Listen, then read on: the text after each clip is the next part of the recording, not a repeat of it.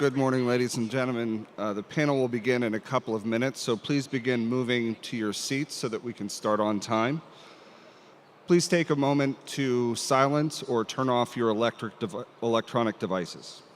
As a reminder, before we get started, audience members will be invited to ask questions from the standing mics on the floor at the appropriate time.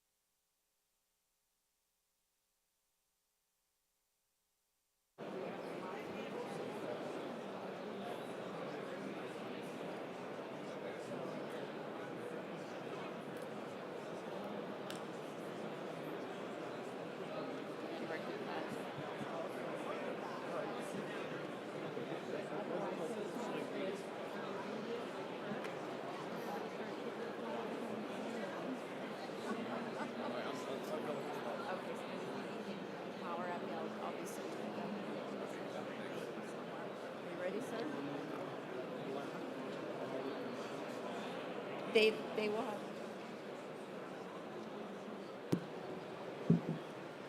Good morning, ladies and gentlemen. Please be seated. The panel is about to begin. Please welcome to the stage Lieutenant General Susan Lawrence, U.S. Army, retired, AFCEA's President and Chief Executive Officer. Thank you very much, Ben. Everybody grab a seat. We got plenty of room here.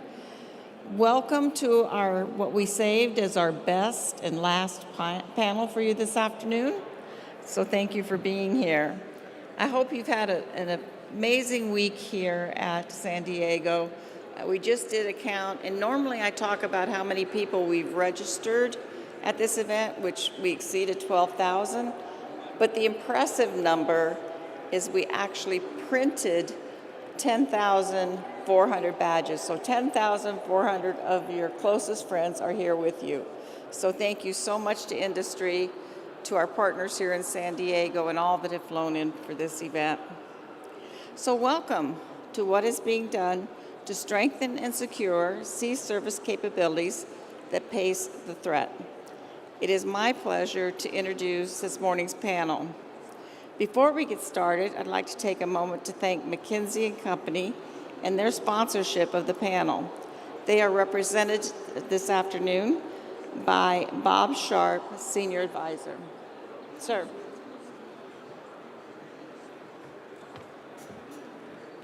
Thank you, General Lawrence, and welcome everybody. It is great to see these smiling, alert faces on day 3 for what I agree is probably going to be the best panel, no pressure, right?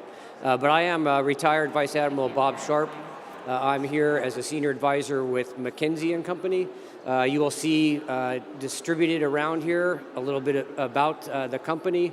The company has had about 24 individuals here all week, engaged in all the, listening to the speakers, meeting with individuals, and the feedback I had from those 24 or so individuals was this was one of the most valuable times they've spent at an event like this. And instead of talking about McKinsey, they asked that I just take this opportunity to thank people.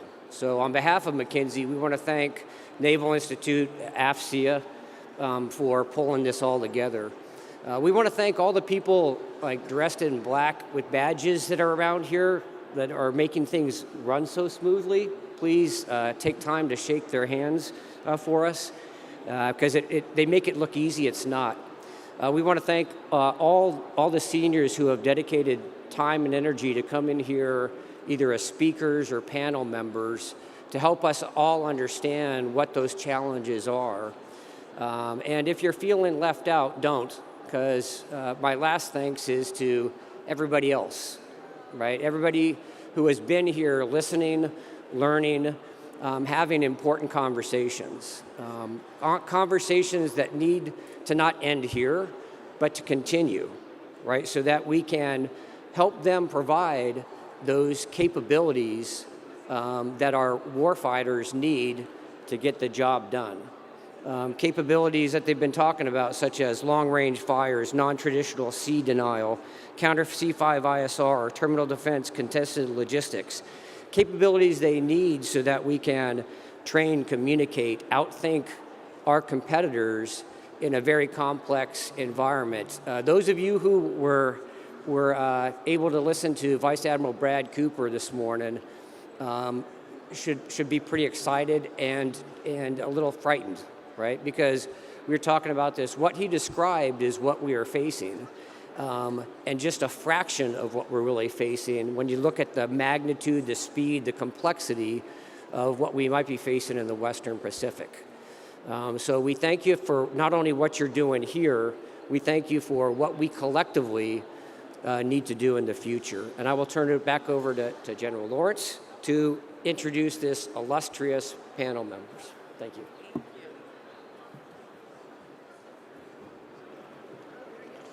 Thank you very much, Bob, for that recap there. We appreciate it. I now have the distinct pleasure of introducing our moderator for the panel, the Honorable Sean Stackley, former Assistant Secretary of the Navy for Research, Development, and Acquisition. Honorable Stackley began his naval career as a surface warfare officer upon graduation from the Naval Academy in 1979 and retired in 2005 with the rank of captain, serving as the Navy's LPD-17 program manager, with responsibility for all aspects of procurement for this major ship program. Prior to his appointment as Assistant Secretary of the Navy for RD&A, he served as a professional staff member of the Senate Committee on the Armed Services, where he was responsible for overseeing Navy and Marine Corps programs, U.S. Transcom matters, and replaced policy for the Sea Power Subcommittee. He also advised on Navy and Marine Corps operations and maintenance, science and technologies, and acquisition policy. Honorable Stackley was appointed Assistant Secretary of the Navy for Research, Development, and Acquisition in July of 2008 and held that position until August of 2017. He was also the Acting Secretary of the Navy from January to August of 2017. Sir, thank you and all your panelists for joining us today. We look forward to your presentation, sir. All right, well, thank you. And let me start by congratulating USNI and AFC on just a superb lineup of speakers, Navy, Marine Corps, the Hill, industry, our allies. But what's more impressive, incredibly impressive, is how truly aligned the leadership is across the board with regards to the challenges before our Navy Marine Corps and what's needed to be done to tackle those challenges. You know, I'm impressed that everyone in the Marine Corps knows their role inside of the Commandant's Force Design, and everybody in the Navy knows their role inside the CNO's NAV plan. The Davidson window has been reduced down to a date, a single date, January the 1st, 2027. And that focuses everybody on the immediacy of the challenges before us. That's, you know, I think Brad Skillman mentioned it yesterday. It's 700 days from today. Count it. That's 100 weeks to be prepared for potential conflict with China. Now, the resounding message throughout the week, and it was absolutely foot-stomped this morning by just great set of remarks and the picture that Vice Admiral Cooper painted in this morning's Keystone. First, it's urgency, absolute urgency, from requirements to budgeting to acquisition to execution. We have to get everyone on a wartime footing. Then it's innovation. The character of war is changing real time. So we need to unleash the vast technical resources that America has to offer to be able to stay ahead of the threat in real time. And then there's speed.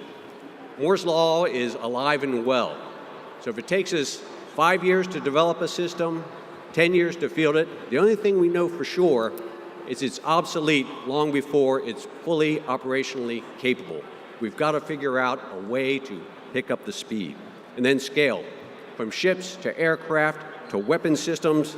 In the CNO's words, we need to get more players, more ready players on the field. Then partnership. Leveraging the partnerships between government and industry and the US and our allies is perhaps our secret weapon. It's our discriminating capability when we think about a numerically superior China. And lastly, accountability. Simply put, we need to deliver on our promises. We need to deliver on the commitments that we're making across government and industry.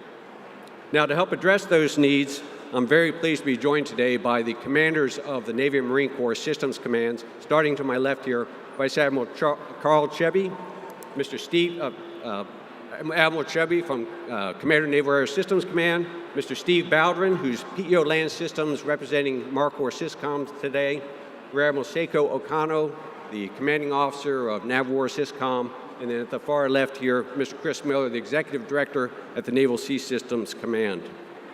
They're responsible for the maintenance, modernization of the ships, aircraft, and weapons systems of the fleet underway today. But they also provide the technical, contracts, finance, and logistics muscles to the program executive offices that are building the future fleet, and then they drive the labs, warfare centers, and field activities that are working side by side with our warfighters to unlock the solutions to the technical challenges that the warfighter is dealing with today. Between them, they bring about a century and a half of operational, technical, and program experience to the task. They understand the warfighter. They understand our Byzantine acquisition system. They understand industry. They're passionate about their mission and are uniquely qualified to tackle the challenges between acquisition and acquisition leadership. So I'll kick this panel off with a few questions, and I ask that the audience prepare your questions, and then we'll ensure there's time for you to step up to a mic and impose your challenges to the panel here today. So let me start. I'm going to start with a broad question. It might seem like a softball, but I think it'll get at the crux.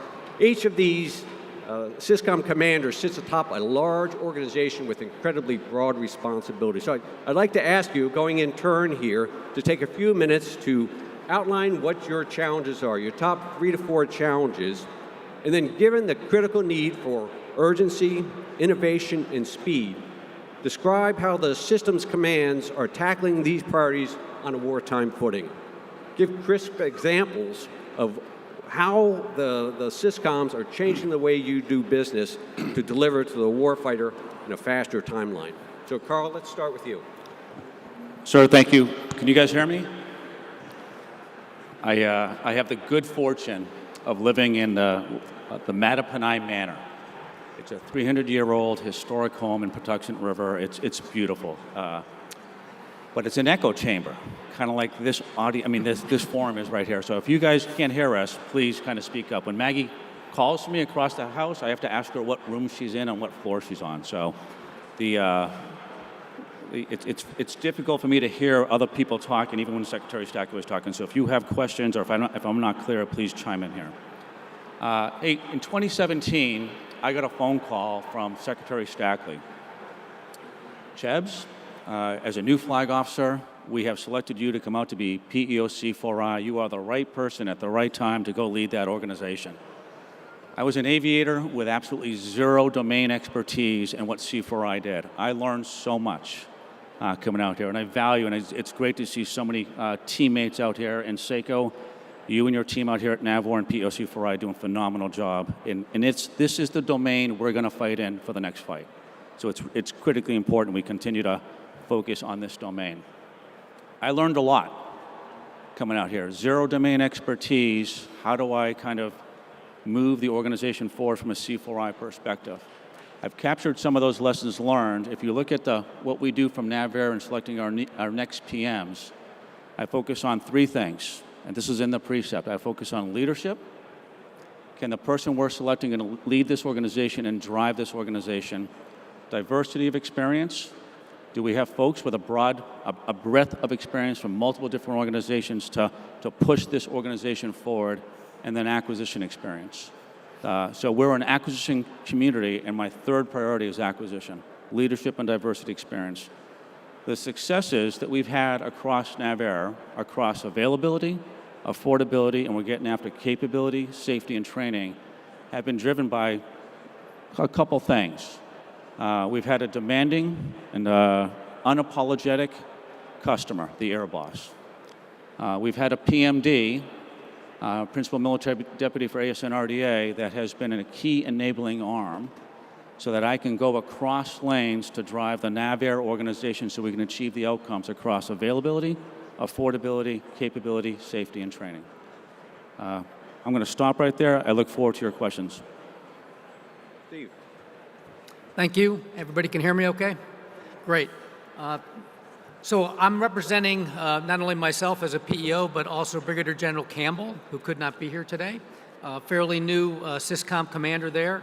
So I'll outline what her priorities are. I obviously share in them because the benefits that derive from her executing those priorities accrue to our programs in PO land systems. So first and foremost, just to echo Admiral Chebby, talent management and people, you often hear leaders say that, and it's not just lip service here at Marcor SysCom. We are only successful in our programs and capabilities if we are also successful in attracting, curating, retaining, if you will. I don't like that word. I like the word curating better. A highly effective and collaborative workforce who not only are critical thinkers, but are critical doers. And so what we really try to establish together is how to exploit, maximize the maximum human capital we can from them. What are the talents and treasures they bring? How can we make sure we're focused them on capability delivery? And especially building in agility and resiliency, as Secretary Stackley outlined, urgency, innovation, speed. I mean, agility is really the way to get after a lot of that. Secondly, partnerships. The people and the partnerships. So it's not just like international partnerships, it's that very close collaboration with industry, with warfare centers. The Marine Corps does not have its own warfare center. We have a science, technology, and research lab up at Camp Pendleton, very small but critical outfit, but we leverage very heavily the Navy Research and Development Enterprise and all of the warfare labs. We've got a significant amount of business in all of those. So international partnerships are incredibly important too. We would not be fielding or likely fielding the medium-range intercept capability, which is a combination of an Israeli Iron Dome missile, one of the most fired missiles, air defense missiles in the world, with our ground air task oriented radar, with our equivalent of CEC, and with using a HIMARS trailer that we've adapted. So we can't do that without those great and close partnerships. And finally, a real emphasis on programs. And we get to program success when we've got the right people on the right teams doing the right work, and they're able to collaborate and innovate with all that great partnership ecosystem there. A great example, again, of where all this came together very recently, if you attended the General Austin and Admiral Pitts panel yesterday, General Austin talked about dismounted counter-UAS. That was a discussion that started in like July and August. We did a whole rodeo, what we call a rodeo out of 29 Palms with dozens of industry vendors. And when we select, which will be very soon, those solutions, within 6-7 weeks, they're going to get fielded out to the FMF. And that's going to be a continuous and iterative loop. So we can get after the urgency, the innovation, the speed. We've got the right team to do that. Scale is the biggest challenge, to do that across multiple programs.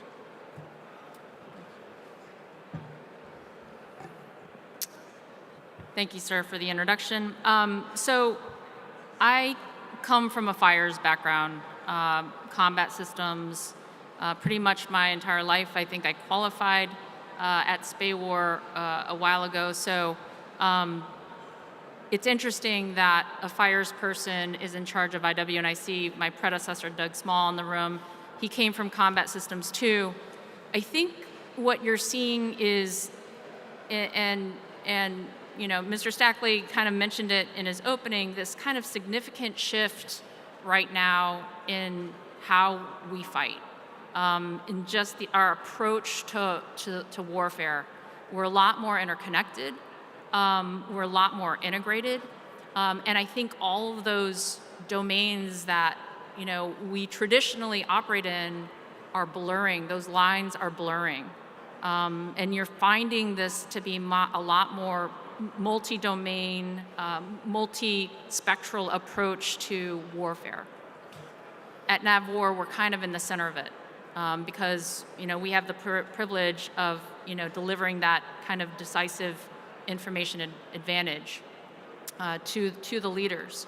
So this is going to require a different approach completely. You kind of heard it mentioned before, but it's got to be an emphasis on speed. It's got to be an emphasis on agility. It's got to be an emphasis, on adaptability. And what are these things? And how do you get 12,000 people to do that overnight? Is a challenge. How do you instill this culture where you say, hey, everything that you've learned to date isn't going to work. You got to look at this completely different. Everything from contracts to readiness and everything in between. Everything is too slow. And breaking down all those. And by the way, you can't play in your swim lane anymore. I know you say swim lanes are for losers, but it's true. These silos, we're in silos, and the silos are collapsing on us very, very quickly. And so building up those relationships and leading that effort is, I would say, our number one challenge. And that starts with connecting the workforce with the mission. Okay? That starts with telling the workforce, hey, this is what we've got to do. We've got to do it in a different way, and I know that they're going to come up with innovative ways to do it. But I would say that the priorities that I have is really how do you become more agile and adaptable at speed, at the pace that we need it to be, and how do you do, to include adoption of AI and all those things very, very quickly. Thank you. Chris, before you go, Ray, was Vice Admiral Cooper's talk this morning videotaped? I think that's by itself a tremendous training film for the 12,000, the 34,000, the 16,000 across the, that SysCom command, so people understand their connection, the difference that they make to the warfighter real time. That's right. This is not something that waits until Monday when you go home on Friday. It's something you have to address now. Right. Action? Chris? All right, hey, good morning, everybody. I'm Chris Miller. I'm actually representing Admiral Downey, but I'm not going to deny I'm glad to be here. I spent over 10 years of my career in San Diego working at NavWar, was SPAWAR, now NavWar, and so I kind of grew up here, but I also had the pleasure, honor, challenge of working for Secretary Stackley along his entire time in the building, I think, and he's to blame for probably me being here today. And so those of you who look at my bio, you will realize I'm a different kind of person at NAVC. I never worked at NAVC until I became the executive director. What I bring, though, is a background of change, of execution, of getting organizations moving. And so I'm really excited to be here. What I will say is my impression after being here is there's never been clear alignment about what our mission is in the near term. The CNO's NAV plan is crystal clear. 2027, 80% combat surge ready. We have to be able for that enduring, sustained fight. And so we are all aligned right now like I've never been. That's not to say we got this figured out, but I would say we are more aligned than we've ever been for what we have to do. And it's 701 days. CNO has a countdown clock in her office. We routinely talk about it in our organization about what is the count today, because that is the alignment that we're looking for. And when you think about NAVC and you think about what we're really trying to do, it is about making that fleet available. And you get there through one of two ways. We either deliver new ships or you make the ships we have ready, make sure they're available, and you get them out of maintenance on time. And that's what we're focused on. But I got to give you a little bit of data just so you understand the problem that we're in as a nation. In the 1980s, when we're really good at some of these things, when you think about when we're delivering more ships than ever, almost 35% of our workforce was in manufacturing. Today, it's 12%. I was at a shipyard yesterday. I asked what the starting salary was for one of their workers. $22 an hour. What do you make it in and out today? It's $22 an hour, starting pay. That's a real challenge for us. We've also closed a number of shipyards. On the public shipyards, we went from 8 to 4. 2 of those were nuclear shipyards, which did work on our nuclear submarines and aircraft carriers. Private shipyards went from 3 to 2. We have lost a significant amount of our industrial base that we have got to grow back. And that is just, it's bigger than us, right? This is a national issue. And so you'll hear me talk about, some other stats in a second, but the reality is we've got to get our national manufacturing and our industrial base back to where it needs to be. Because if we don't have that industrial base, no matter what we do to buying ships and putting them on contract, we're not going to get better. And let's just talk about suppliers. In the nuclear world, we went from over 17,000 suppliers to less than 5,000. Those are just the kind of challenges that we're all dealing with, and that is why when you hear us talk more and more, it's about what do we do together? Because I have to get new players on the field from an acquisition perspective, and I have to get more folks engaged. As far as our priorities, bring up the slide, what I will tell you is there's 5 things we're trying to do very rapidly. The first thing is accelerate force generation. That means get ships built and delivered on time, if not faster. It also means getting better at what we do in our combat systems world. Admiral Cooper's talks is great. It gives you a sense of what we're trying to do.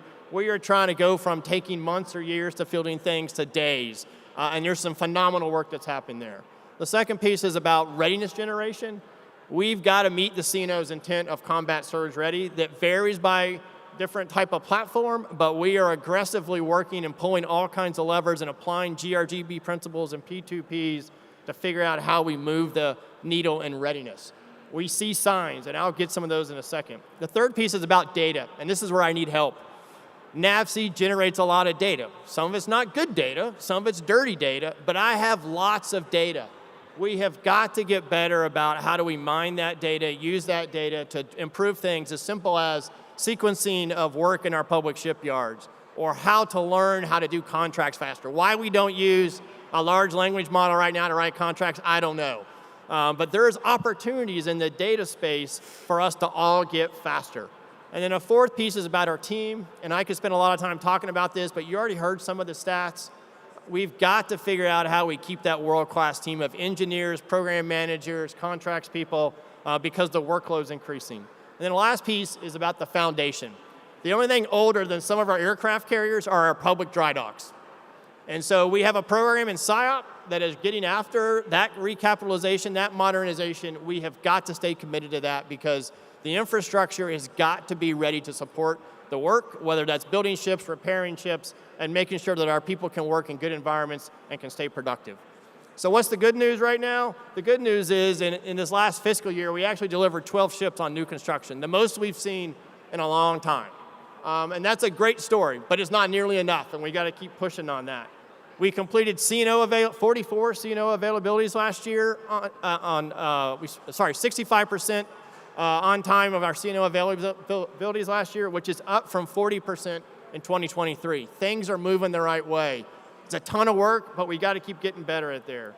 And reducing days of maintenance delay. Almost 1,000 hours of days of maintenance delay were reduced last year because we're starting to really focus on it.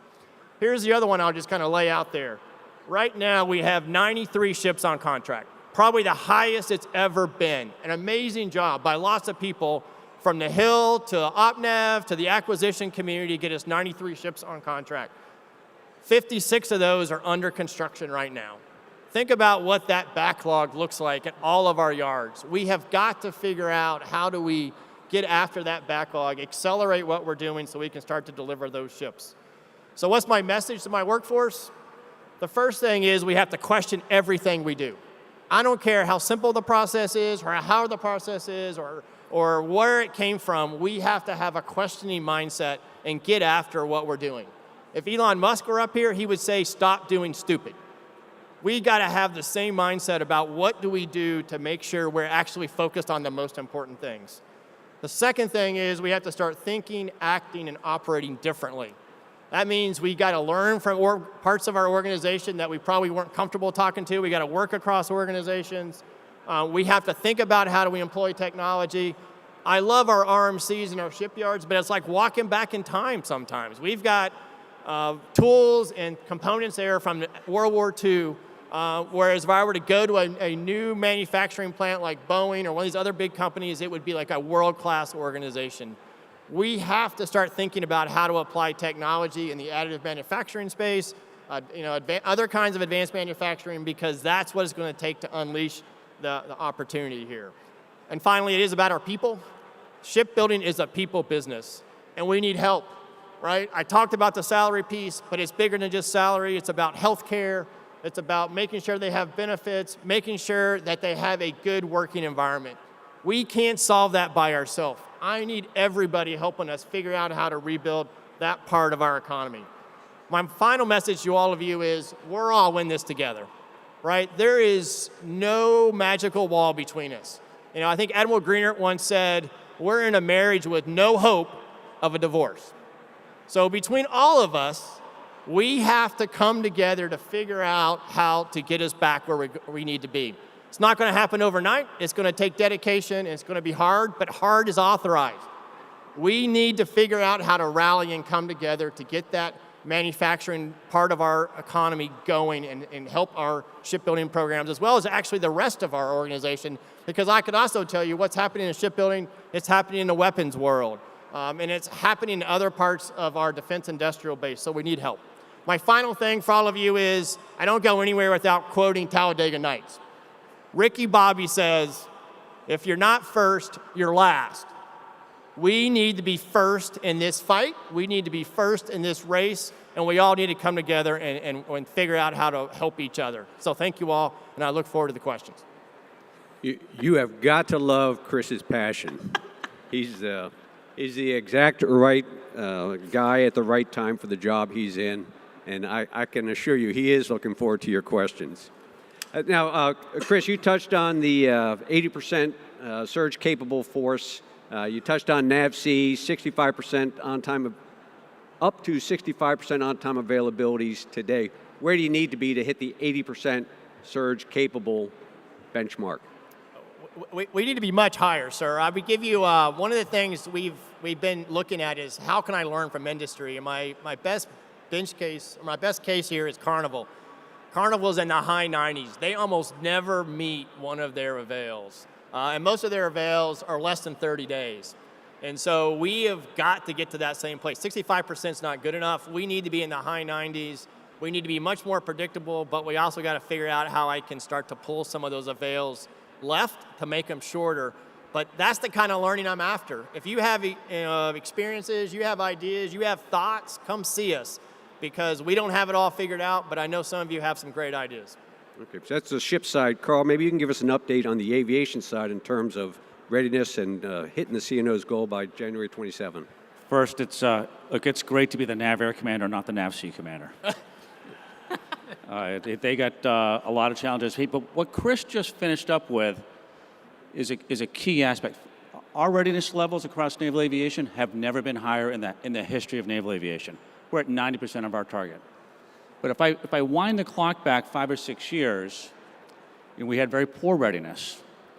We were war fighters. We know our business. We didn't want to go out to industry to figure out what best in class looked like. We're not an airline. Don't tell us how to run an airline. And until we had SecNav come down and kind of dictate, you shall, we would not have changed. We have changed. We understand our business. We have clear defined goals decomposed all the way down to the supported commanders, the program manager and the TICOM leads. We take time to baseline our current performance with data. No more storytelling. What is the data telling us? Why are we where we are right now? What is the gap between where we are and where we need to be, our targets? What is the plan? What are the metrics we're going to track? And then once a month, and this is key, we get together at a pretty high level, at the 3-star level, with all the stakeholders, industry partners included. And it's uncomfortable conversations, but it's the necessary conversations. If we're off plan, why are we off plan? What do we need to do to get back on plan? The folks that have been very successful with this are unabashedly and unafraid to task leadership, myself, Airboss, and a lot of other senior stakeholders of the help that they need. And they get the help and we remove barriers. That formula, it's so simple. North Stars, baseline yourself, put plans in place with metrics, track your performance to plan, elevate barriers. It's every time we introduce this subject, this concept to a new PM, new PEO, new SysCom, the first response you can imagine is, we know our business. We're different, we're unique, so it has worked. We learned on F-18, we've scaled it to all of our TMSs. So the 80% combat surge ready, I have no issues at all with that. From a mission capable perspective, we're going after full mission capable as well. As I scale it to our other North Stars across NavAir, across capability, affordability, availability, safety, and training, we're taking the same playbook. How do I leverage and scale the learning we had on availability to affordability? We've taken $2 billion out of the system, we're running a better business, and reinvested into naval aviation. How do I take those same concepts with North Stars for capability delivery and work the problem right to left? Make sure all the stakeholders are in the room for these discussions, make sure we're leveraging the data, make sure we have P2Ps, and we're holding ourselves accountable to outcomes. Again, a key aspect of our success has been industry engagement and participation in those forums for us to drive the outcomes that we need across naval aviation. Thanks, Carl. We're going to quickly shift. Seiko, I've got a question for you. This morning, Vice Admiral Cooper trumpeted JADC2 in terms of the contribution it's making to the combat action in the Red Sea. So when it comes to potential China fight, JADC2 is truly a discriminating capability that our forces are going to be relying upon. Can you provide an update in terms of your role, Project Overmatch, in delivering that capability to the fleet today, and increasingly so as we march forward? Yeah, Overmatch is really empowered with connecting the entire fleet. And the first thing, before you can even get to, the JADC2, which are the tools, right? You have to connect the entire, not just fleet naval force, everything from aviation to subsurface to hybrid to, unmanned, the joint force, allies and partners. And so that's huge. Not just connecting, but connecting the fleet in a way that it's resilient, so that it can operate in whatever was necessary. So that's step one. The second thing is do you have the right site picture? Do you have the right information tools? Do you have the right battle space awareness? Do you have all of those things that allows you, the decision makers, and I think Admiral Cooper was talking from being a decision maker, to make those decisions at his level, right? Because you need insight into that. And that's that second piece that we've been working really hard on. As I mentioned, how we fight is completely different, and those silos are really blurred right now, as far as data sharing. So how do we share data across those domains? I think that's the work we're doing, and not just that, but it's the sets and reps. And this isn't something that you just deliver to the warfighter and you're like, have fun. So this is really getting this into, and you're starting to see this overmatch capability get into the carrier strike groups. You're starting to see this, the capability get into the ARGs and also into unmanned. And so, again, now we're getting a lot of feedback. And that feedback is something that we're going to take in, we're taking in, we're making changes and corrections as fast as we can, getting that back out so that we do reps and sets before 2027. Real quickly, is the J silent in JADC2, or are you working with your other service counterparts? We're all just doing our own thing. No. No, I work very closely with Luke Cropsey and Mark Kitts from my Army and Air Force, and we also work very closely, honestly, with OSD on this. So I think it's weirdly a very small, tight team. You'd think it'd be kind of huge, but it actually is a pretty small, tight team as we try and really figure out these use cases, and that's really what you want is what are the use cases, and then how do you kind of single up around those use cases. Right, thank you. And naval, too. And naval, no, absolutely, and the Marine Corps. Yeah, so Steve, and the Marine Corps, shifting to the Marine Corps, Lieutenant General Cederholm touched on force design yesterday or the day before in his remarks. Can you just provide an update on the Marine Corps' progress transitioning to force design, and specifically highlight MARCOR SysCom PO Land Systems' role in terms of delivering that capability? Yeah, thanks. And I wasn't able to hear his remarks, but you said force design, and a couple years ago it was Force Design 2030. That moniker's gone, and we don't even talk about Davidson window anymore because that's like too far away, right? The Commandant provides guidance to each of the Deputy Commandants, and I've had a chance to look at some of the guidance he provided to SysCom, and it really talks about less interest in programs of record, more interest in delivery of capability in very much different ways. Don't necessarily have to deliver something to the entire Marine Corps at once. Let's get something out to the relevant unit who's in the WES, right? And then we'll scale later. Don't necessarily build or start thinking that you have to build a program of record, right? How can we better develop a prototype so that it can easily transition to a program of record when you get the funding and the ability to scale? One thing that I get a little concerned with is we got the countdown clock and, okay, we're ready for January 1st. So what happens if nothing happens after January 1st, 2027? Years go by, we've got a lot of prototypes out there. How are we going to sustain them, and have we made those kind of investments? On the readiness piece, I really liked Admiral Cheby's remarks. The ground side of the Marine Corps has not had the benefit of a naval aviation enterprise type approach of a performance to plan mindset. We're getting after that right now. And the Marine Corps is seriously considering a ground system enterprise that is very much using fault tree analysis, driver trees, these kind of things to get at what are the readiness North Stars that we need. How many ACV platoons do I need to support a 3.0 MU presence full time? So the SysCom is having to do a lot of very agile things to meet the Commandant's requirements. We've got great partnerships, and the fact that down in Quantico, I'm literally a stone's throw away from the requirements, from General Austin. I've got the commander of Training and Education Command down there. So we are, by proximity, have very short lines of communication, very effective lines of communication. And we have a great drumbeat on how we're getting after these force design priorities. And there's some new ones there, of course. There was a great divestment. It's done. We're now looking at things like contested logistics, littoral mobility. I'm not going to speak to I'm out of my lane a little bit on the number of ships and littoral maneuver bridging solutions, landing ship medium, all those kind of things that NAVSEA is working so hard on, but that's a big part of the organic mobility.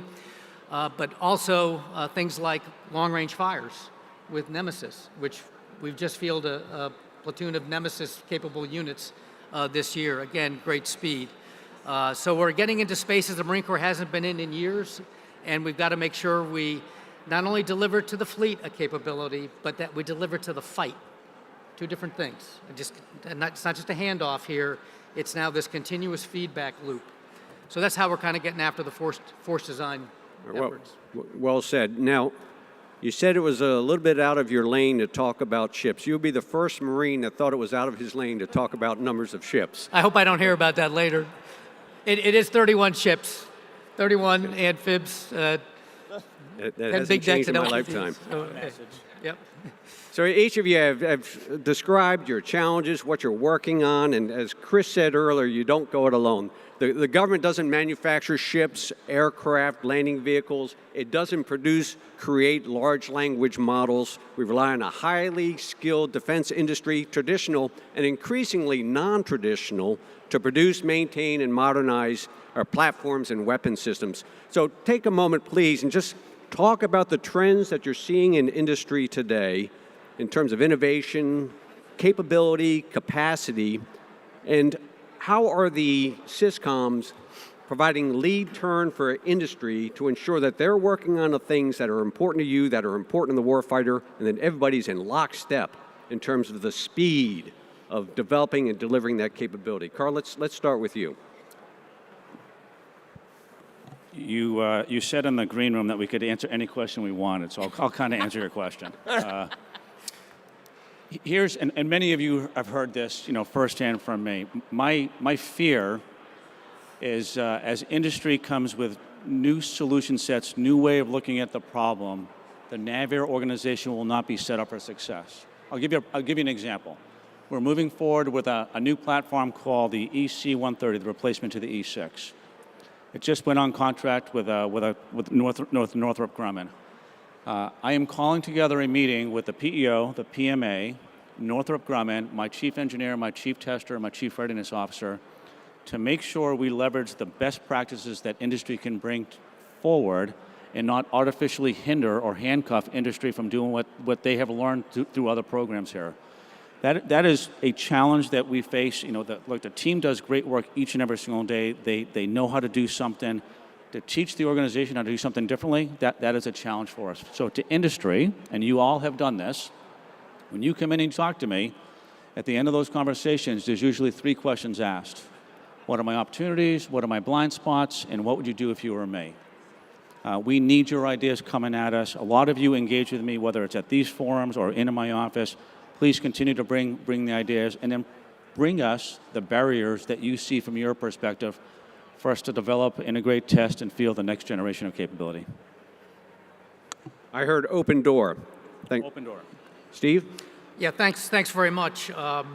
So kind of, you know, the Marine Corps, we buy in quantities that are often not sufficient to attract new kind of vendors. So we work a lot with the Army on the ground vehicle side. Electronic side, we've got some very great primes. One thing I'm really driving is intellectual property. And this, you know, well, it's in the contract, it's not, what'd you do, what'd you not do? We've got to solve that problem. Also, open standards. I think open standards is sometimes interpreted, you know, MOSA as, well, I have a standard with my company, and I'm certainly open to others using it or considering it. We truly need, and there was some recent guidance published on MOSA standards, but we really got to get industry to adopt the widest, most open kind of standard there, because the platforms we're fielding today, they're going to be changing, that we're going to be hanging new things on them, injecting new software, and they've got to be able to be updated very rapidly. So the platform versus, you know, the hardware versus software piece. I often get frustrated by what seems like industry's inability to respond promptly to RFPs and this kind of thing. And so when I talked to them about that, it was, well, if we had a decent draft statement of work, you know, we could get after that sooner. So we're starting at the SysCom, starting some what we call reverse industry days, so we can get that feedback. And certainly I, with my primes as a PEO, have constantly engaged in, you know, how we're going to get after things. And also, I definitely need their cooperation in looking down their supply chains, into their sub-tiers, and helping us with supply chain risk management, risk assessment. In addition to threats from, you know, foreign ownership, whatever, it's also what's the most fragile, what's the most critical mom and pop place that might go out of business because I produce small quantities. So I've got to identify alternative sources. Thank you. If I could offer one observation, you can get industry to help you draft up a statement of work also. Yeah. That kind of saves a step, saves time. Seiko? Okay, I have 3 thoughts on this. I think for a really long time, the government kind of prided themselves on innovation. You know, we have the DARPAs of the world, the ONRs, we have labs, and they did fantastic work, and they were, you know, technologists and all this. And I think over the last few years, we've kind of seen this shift where industry has just been like a step function, just have jumped in innovation, in my opinion. And I think, you know, just from a mindset, we as the government have to figure out how to be more adopters. We got to be better at adopting that innovative technology. We have to get out of wanting to make the widget, which sometimes we just get enamored with. And I think we've got to be more about, okay, there is this thing, how do we adopt it better? That does mean that we have to be better at really being connected to the problem, to the warfighting problem. So, you know, that's number one, and that's really on us as far as trends go and how I'm seeing that happen. For industry, for the love of God, simplicity over complexity. I mean, complexity is going to kill us, especially in my world. And so the simpler we can make those systems, the more usable, the more intuitive those systems are, so that we can really work on the training piece and make that easy for the operators, reliable, maintainable in the WES. Something is so critically important. I know you have something that you've made, but if that thing isn't intuitive, and it's going to require some long, you know, training pipeline, it's going to be hard for us. And then the third thing is you will probably have better insight into sometimes connecting the dots than we do. You know, I told you before that, you know, we're in these silos, and those silos are blurring. You're seeing that. You have actually a better advantage of seeing that than we do. If you see an RFP and that RFP is for this specific thing, and you're kind of like, you know, honestly, we could actually open the aperture and we could do something bigger than that, especially, like I said, in the systems world. You have to let us know, at least let me know, right? Hey, you wanted us to do this one little thing. We can actually do a lot more for you. So those would be my asks. Thanks, Soko. And in case you weren't counting, that's another open door I heard. Chris, over to you. Yeah, we have an open door too, sir. I would offer a couple things. The first thing I would say is we are trying to generate what we consider is our core value measures or our metrics that we all need to get aligned around. One of the things I've struggled with at NAVSEA is really getting the ground truth of what the data is. And we're going to share this with industry, we're going to share it with a lot of people, and so we want everybody to be oriented around what we care about. And it's going to be like 11 measures that we are going to start holding ourselves accountable to, things like on-time delivery, quality, retention. And so I would encourage you, understand what those are and then understand how they translate, because that is how we are trying to get everybody in this massive organization called NAVSEA aligned. And it's a best practice that I've taken from some industry folks. The second thing is we are going to try to increase what I call the whole of NAVSEA engagements. You know, NAVSEA is big, we've got lots of PEOs, lots of warfare centers. Everybody can usually find whatever answer they want somewhere in this enterprise. And so Admiral Downey and I are going to start trying to figure out how to have the right level of engagement, you know, in a routine basis with industry and with other people. So you hear it straight from the leadership about, no kidding, this is what we're focused on, this is what our priorities are, because it's important that we're all aligned and we're focused on the right thing. And then the last piece I would offer is, I am trying to get as creative as I possibly can on contracts, whether that's OTAs in production, whether that's grand challenges, whether that's other innovative thing. I am opening the aperture. We have got to get more capable in this area and use every tool we have, right? We have got to be open-minded. There is not a single solution, but we've got to understand all the tools in our toolbox and then figure out how to use those to make things move. We've got to get faster. At the end of the day, you know, if you think about 701 days, it takes us that long to award some contracts, and that's incredible. We've got to figure out how to get more urgency and take advantage of some of those tools that are available. All right, thank you. Hey, last question. It's going to be a quick one, so go ahead and start lining up at mics with your questions. You've each been working for several decades on this next question, so I'll give you several seconds to answer it. If you were king or queen for a day, what changes would you make in terms of authorities, regulatory processes, policy, organization, so that you can deliver your capability to the warfighter faster, better, cheaper? Let's go ahead and start with you, Carl. You're not going to like my answer, so I'll just... A foundational aspect of why we've been successful on getting availability, readiness of the naval aviation enterprise to where it's at right now is we didn't answer that question. We took the time to understand where we were trying to go, and then we took the time, more time, to baseline our current performance. We went out to industry to get their perspective. We looked at what best in class was, and then we put a plan together to execute to close that gap. So if I were king for a day, I'd spend 23 hours defining what the problem is we're trying to solve. Because when anybody says you got to fix the acquisition process, there's no value to that problem statement. How do we get capability out there faster at an affordable cost? What's keeping us from doing that today? And there's multiple different reasons. What levers can we pull? And then how are we going to measure our performance to plan? So that's what I would do. I love that answer. Steve? Thanks. I've been reading a lot of studies and analysis from the Commission on PPP Reform, recent Bloomberg report.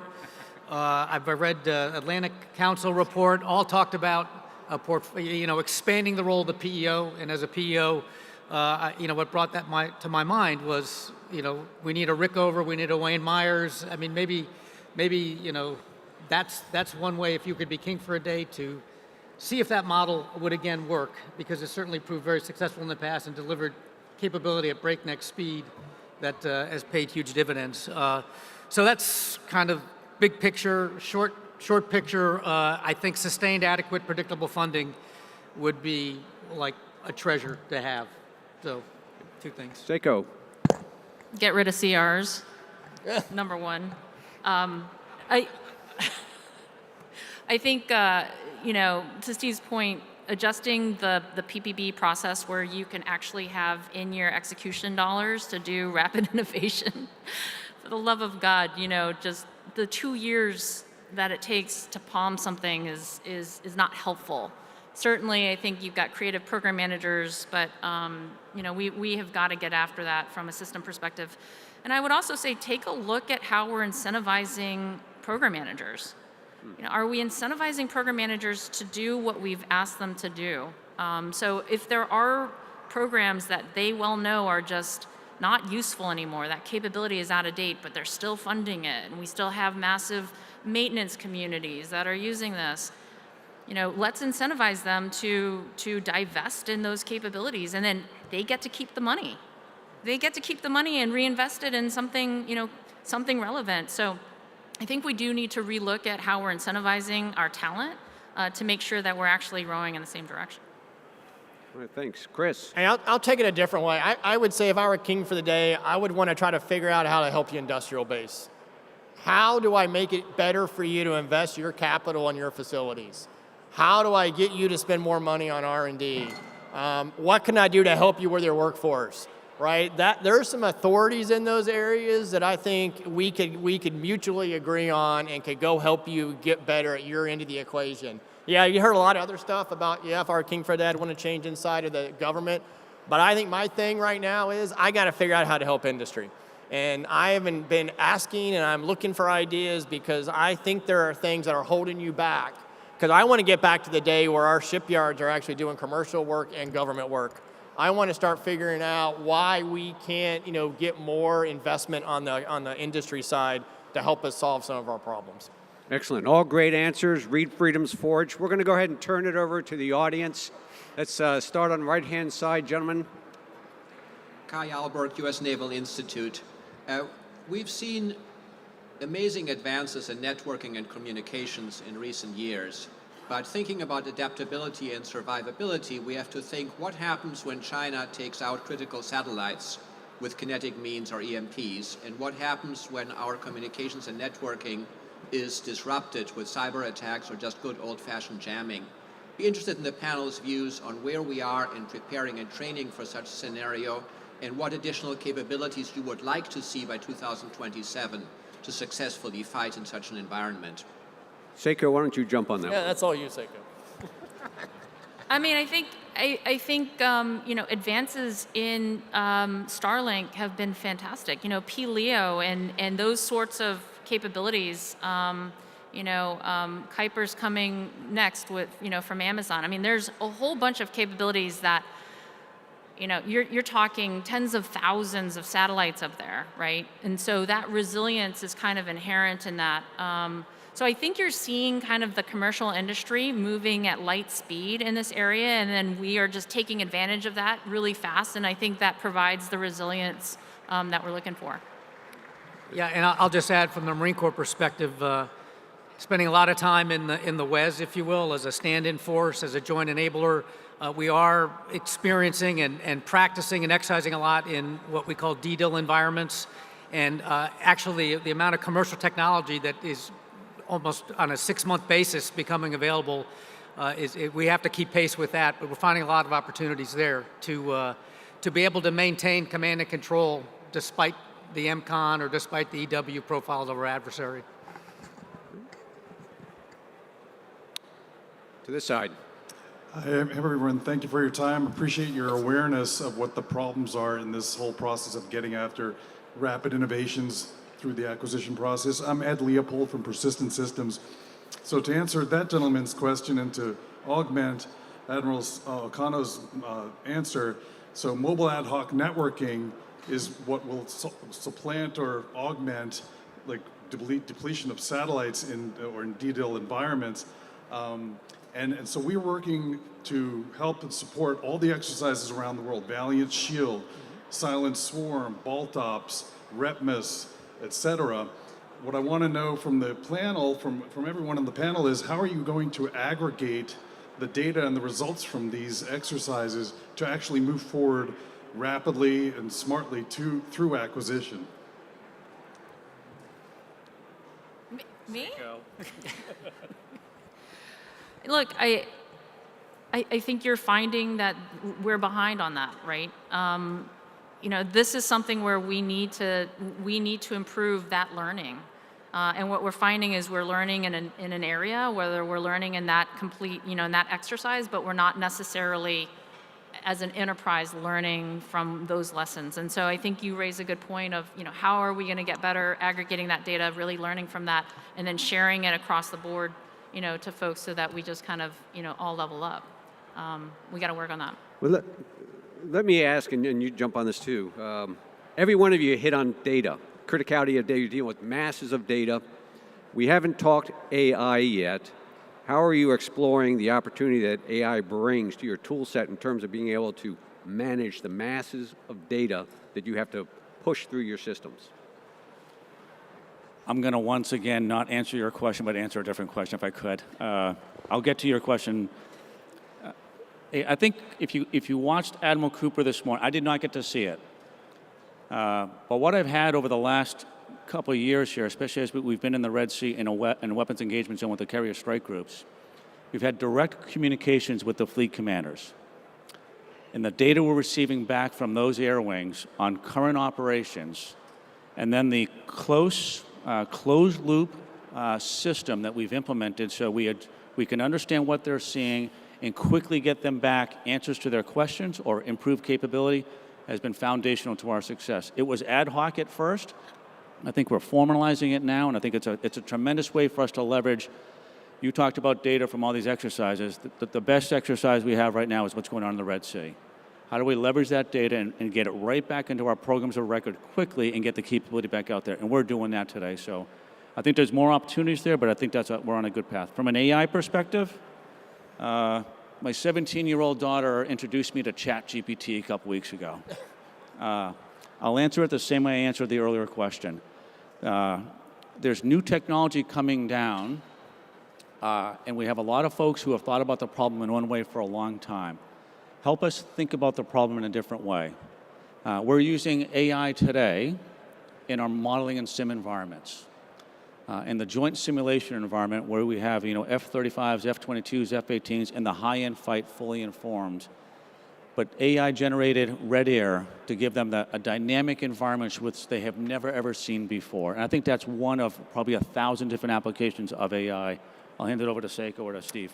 Yeah, if I may, that's really graduate level, right? Using generating red air. So what we're looking at the Syscom and the PO is I'm just really trying to reduce procurement administrative lead time, and so huge opportunities in the contracts world, and they're very our contracts lead is very open to this.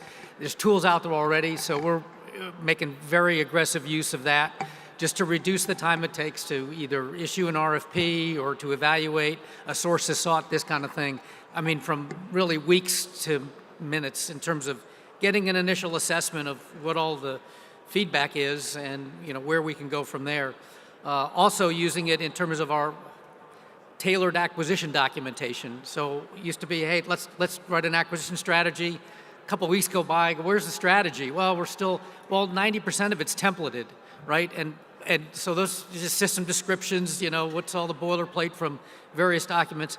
So I want to spend time on what is the strategy going to be, right? Not on what the document looks like. So we're applying that so we can start generating acquisition strategies quickly so we can get to, let's really talk about the strategy's impact. So I think there's really high-end uses of AI, and for us, we got to get our data right first. I asked informally DAU, do you have copies of all the, in the defense acquisition virtual environment of all these acquisition strategies? Why don't you build an AI large language model that we can just put into and then quickly get stuff back, because they've got all the good ones and they've got all the bad ones as well. So we got to make sure our data is ready to do that. And I think we actually in the RDAIS actually have a source for that. So it's some work we got to do internal, but again, High-end use, that's great. I'm really just focused on getting the culture to understand its capabilities, reducing their lead time so they can actually be critical thinkers and add value in that regard, vice just, doing documentation. So I will say in the AI realm, we're moving out at speed. I think this is probably one of the areas that we've been the most aggressive in. Readiness is a great place to start because it's data that's accessible. There's a lot of it that's out there. So we're seeing a lot of effort in the readiness arena. I can tell you one of my program offices they have deployed, I want to say 20 chat ITs. It's like ChatGPT, but it's for canes and AD&S. And so essentially on the ship, the sailors type in, it's sucked in all the tech manuals and everything, and they type in a question and it answers it for them. And so having that, being deployed on, like I said, 20 ships and then going to hundreds in the next few months is exactly what we've got to do in order to increase readiness on the ships. But the way that I would kind of also look at how we're using AI is, if you think about kind of the tactical, operational, and strategic levels, and then planning, execution, and regeneration, there's certain tools you can use in different areas. Certainly in the regeneration or the readiness piece, that's kind of, to me, where you would start. The planning piece is another area that we're really focusing on to really understand and have AI look at courses of action. And if we did this, how would this work? I see a lot of efforts in that area, and then certainly in the execution piece, there's some efforts there. But I think that's where I see the trends happening, but a huge push in AI in all areas. Chris, short and sweet. Short and sweet, I would say AI good, need more. I'm just kidding. What I would tell everybody is understand what problem we're trying to solve. Get to the workforce, get to the shipyard, go talk to the people. Yes, there's technology, but until you really go walk in their shoes and listen to them and see the problems they're dealing with, AI may or may not solve that problem, right? And so I would just encourage you all, there's a lot of things we can do, but get to the deck plate, get to the waterfront, go talk to our people. There is a lot of opportunity here, but understand what problem we're trying to solve. Excellent. Come back to starboard. Mike, I have a man. Is this on? Hey. So a couple years ago at the SNA Symposium, Admiral O'Connor was on a panel where she and the panel focused on transitioning new ships into the fleet and the fact that we've got to get this right and we got to speed it up. I read recently, and I may be wrong about this, but I read recently that Jack Lucas will not be ready to deploy until 2027. That's 4 years after commissioning. Zumwalt's down in Pascagoula right now getting the conventional prop strike capability. How long is that ship going to take before she's ready to deploy? Both of those are game-changing capabilities we need on 1 January 2027. Can't we speed this process up? Are we in business as usual? So I can talk to 125. I think 1,000 is going to be, we're doing a good job there, and we can talk offline. On 125, what I would tell you is we actually stepped back. The original plan was to really just focus on 125 and do our normal thing, which is just throw resources, throw people, get it through the test regime. What we actually did was we stepped back and we said, what we really need to do is maximize Flight 3 capability in that window. And so, yes, we're slowing 125 down, but we're slowing it down so I can make sure the following ships are all going to be on the same baseline so that we have maximum combat capability when we think we need it. I can get into more details about sort of what's happening there, but it is not business as usual on 125 in the Flight 3 class because we all recognize how important that Spice 6 plus some of the advanced EW capabilities are. And so we've really thought, I think, differently, and it's not just about one ship, it's about bringing the class of ships online as quickly as possible. Good question, Mike. Port side. Danielle Matz, Areas Consulting, a woman-owned small business. Some of this is, I would say, start with a statement. It kind of goes to what Mr. Miller was talking about with the industrial base. And this may be a little dated, but about 65% of the Navy's budget goes to 12 vendors. So as we try to increase the industrial base, particularly for small businesses, currently, particularly in NAVSEA at the warfare centers, there's a push that all contracts have to come out of Seaport, which is a single NAICS code and oftentimes the work is not tied to that NAICS code in reality. As a small business, we are assessed by the SBA based on our NAICS code. And so that becomes this kind of constant conflict of and a roadblock for us to being able to get in and contract with the Navy and offer our services because of the way that contract vehicle is set up.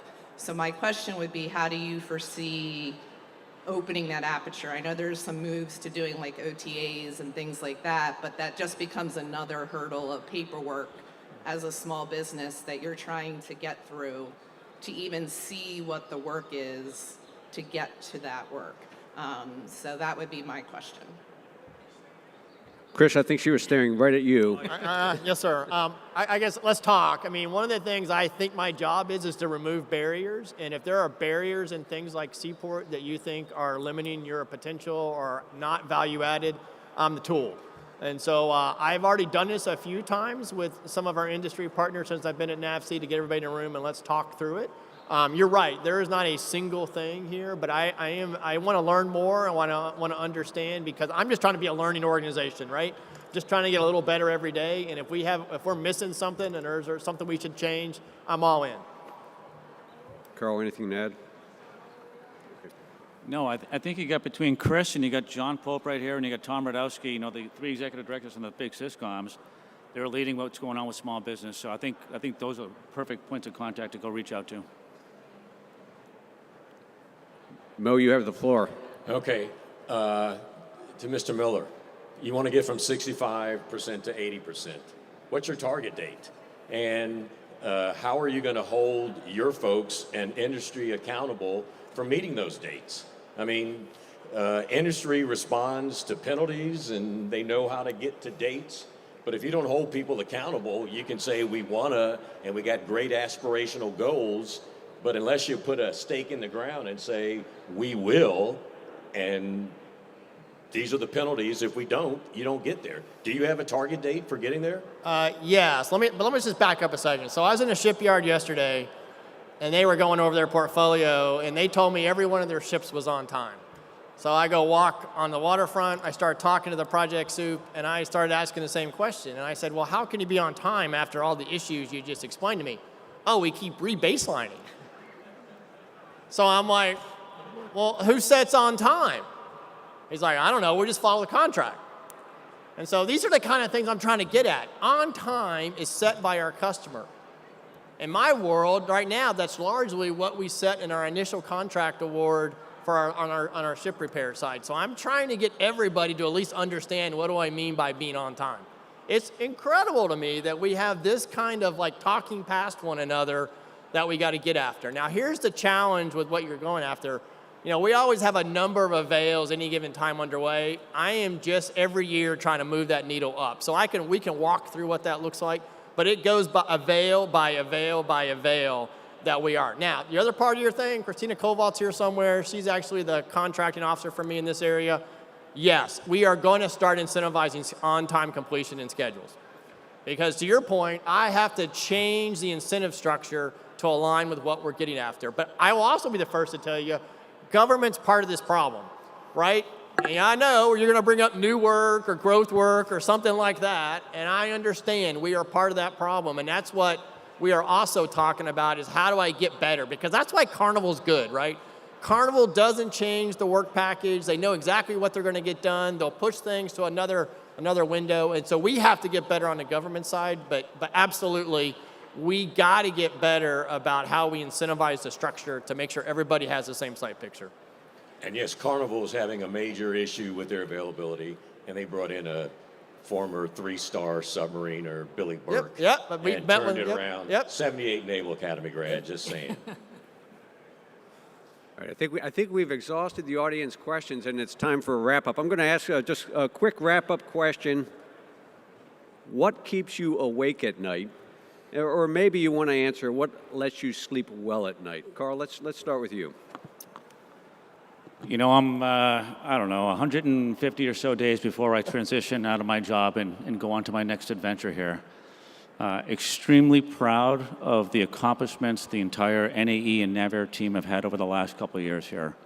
I would characterize them as we are on a great vector with a lot of momentum.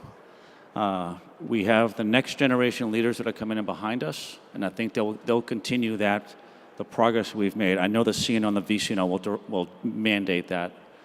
As I leave, look, I'm pretty passionate about this. I mean, our sons and daughters are deployed around the world today, employing the capabilities that we field.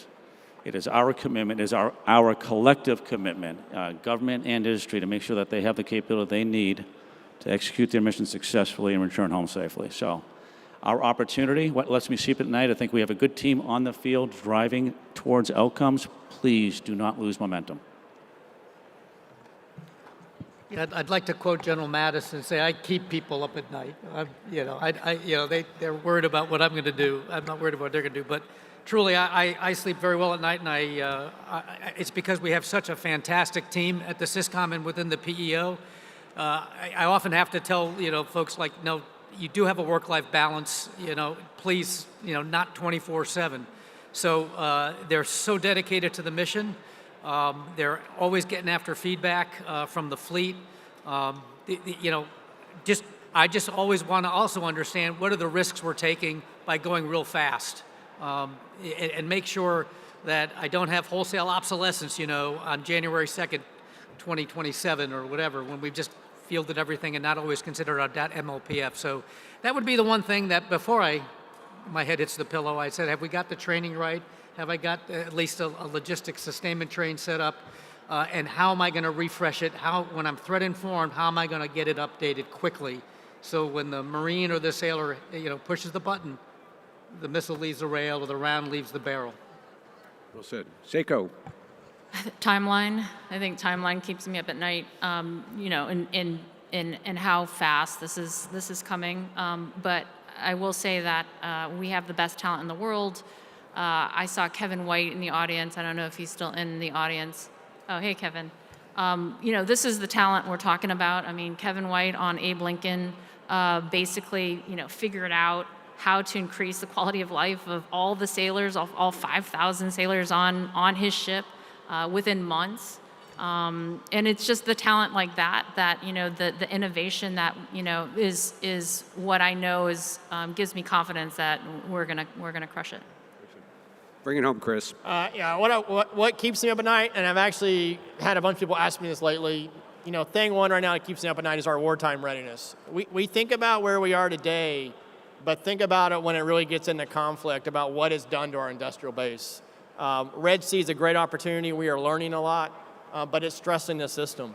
And I encourage folks, right, you really got to be thinking through this because it will impact everything we do if you really have to get into a full wartime footing. And I don't know right now if we have the capacity and the reserve and everything that we need. And so that's where I'm spending a lot of my time, is making sure that we're always ready, because we're not going to have 18 months. We're not going to have 2 years to be able to build that machine. And so we all need to be thinking about, what do we need to start doing today? Every second counts.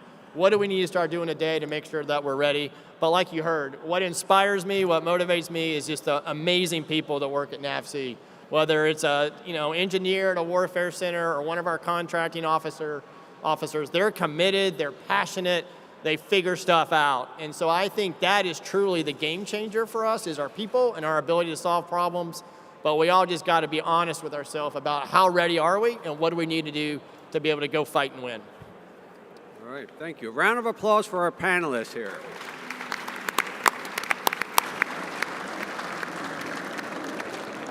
Thank you very much, sir. And if I could all ask you to just indulge me for a couple of minutes before we formally thank our panel, I would really appreciate it. First, a huge thank you to our sponsor, McKinsey & Company, for this morning's presentation. Also, Admiral Spicer has asked me to confirm to you that all the presentations, to include Admiral Cooper's, will be made available to you. We still have 45 minutes left on the exhibit floor, so please take advantage of the final networking time with West 2025 and make sure to stop by and see those last few booths that you haven't visited yet. I would like to thank all of the companies who supported West 2025 as sponsors and exhibitors. This event cannot happen without their support. We know you have a lot of options on conferences, and AFCEA and the Naval Institute appreciate you coming to San Diego to support West. Again, the biggest and best so far for 2025. As you saw throughout the week, this year's program was amazing. We expanded the number of stages and sessions to gain more discussion opportunities on crucial subjects pertaining to national security and defense. I'd like to thank all of the speakers. We had over 150 speakers and other program participants who took time from their very busy schedules to be with us this week. Also, thank you everyone who attended the 35th West. We look forward to many more years of partnerships between AFCEA and the Naval Institute to bring you West here in San Diego. Please take time to give us your feedback.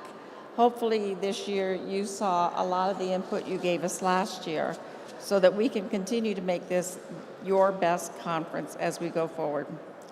So with that, sir, Secretary Stackley and panel members, thank you for taking the time being with us today, and I would like to present you all with a token of appreciation from AFCEA International and the Naval Institute for joining us here. A Naval Institute press book, China's New Navy by Shi Bang Li. Thank you very much. And thank you all.